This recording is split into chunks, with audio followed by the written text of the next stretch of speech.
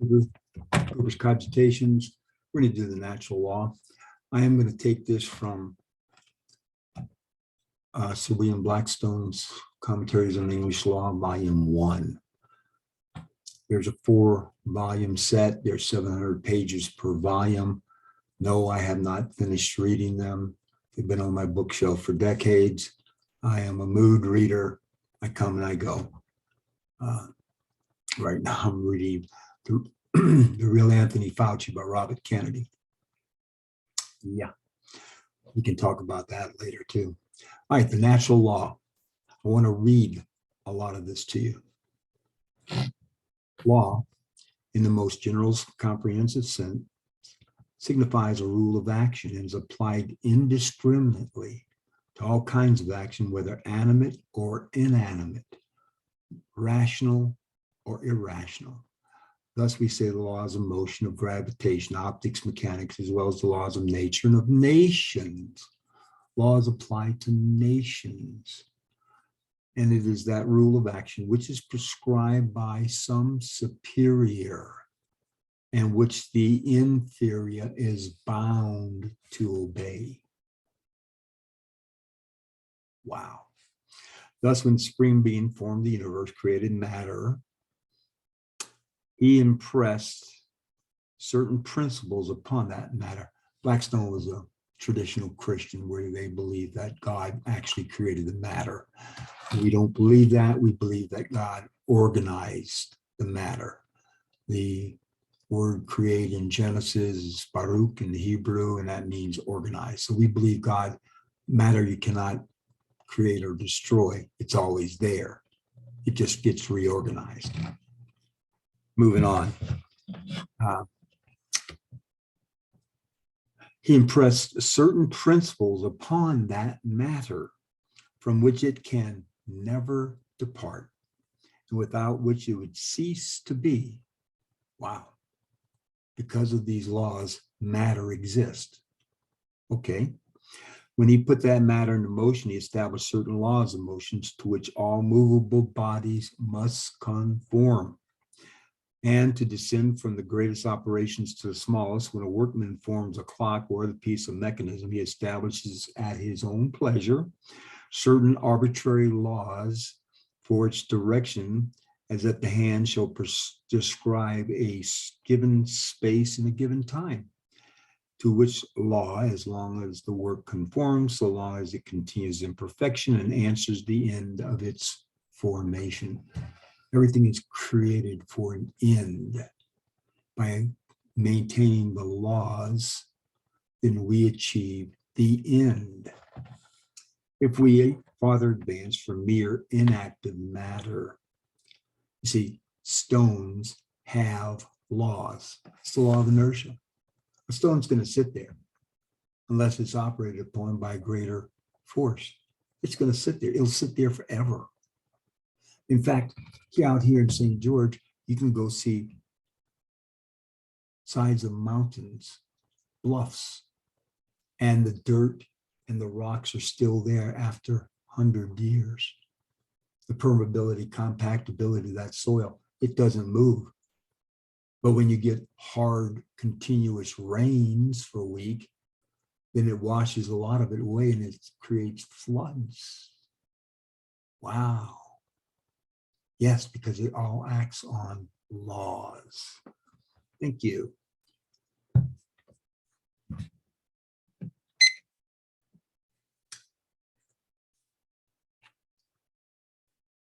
If we farther advance from mere inactive matter to vegetable and animal life, we shall find still governed by laws, more numerous indeed, but equally fixed and invariable. So as we ascend from mere rocks to vegetation to animals, everything is given more laws, additional laws.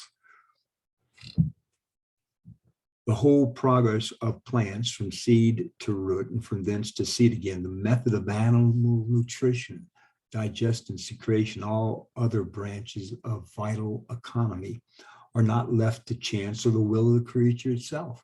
Completely destroys evolution, doesn't it? Yes, it does. but are performed in a wondrous, involuntary manner and guided by unerring rules laid down by the great Creator. Rules, laws. He makes these laws. Everything has a law. Folks, look, it doesn't matter whether you know the law or not. The law will work upon you. If you keep it, it will work upon you if you violate it. If you have a 2-year-old on top of a 4-story building and the 2-year walks off, he doesn't understand gravity. He was enjoying the wind and the breeze and looking at things. He doesn't understand gravity. But guess what? Gravity will work on that 2-year-old. He's coming down. Folks, same way. You and I, we may not understand the law, but if we violate it, it's coming. It's coming. This then is the general signification of law, a rule of action dictated by some superior being, and in those creatures that have neither power to think or will, such laws must be invariably obeyed as long as the creature itself subsists. Its existence depends on that obedience. But laws, in their more confined sense, in which our present business to consider, denote the rules, not of action in general, but of human action or conduct.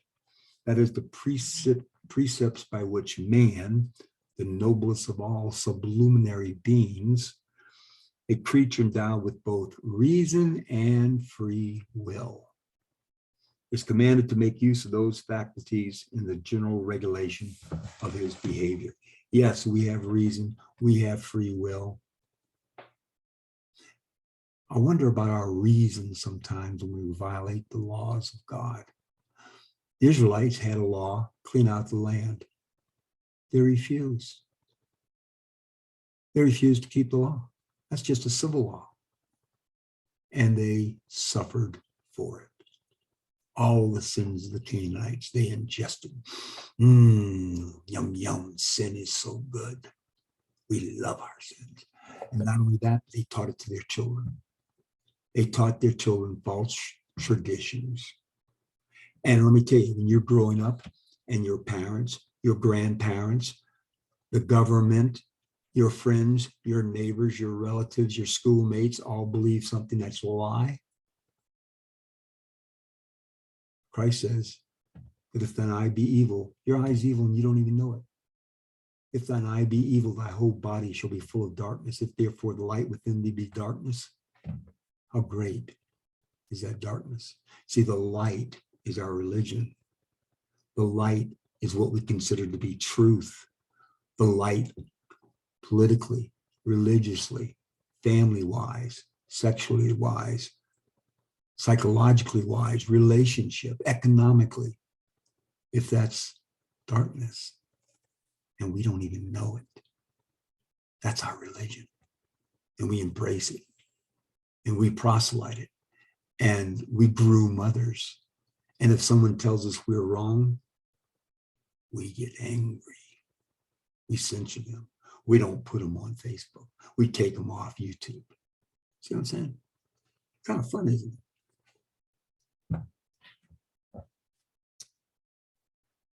Man, considered as a creature, but necessarily be subject to the laws of his creator. He is entirely a dependent being. A being independent of any other has no rule to pursue but such as prescribes to himself.